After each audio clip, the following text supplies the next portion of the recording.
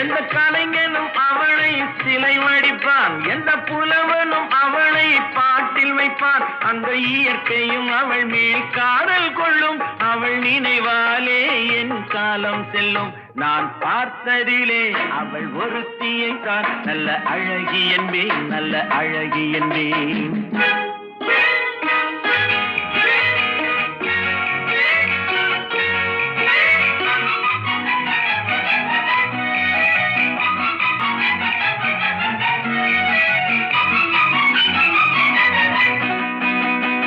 இடையோ இல்லை இருந்தால் முல்லை கொடி போல் மெல்ல வளையும், சின்ன குடை போல் விரியும் இமையும் விழியும் பார்த்தால் ஆசை விளையும்.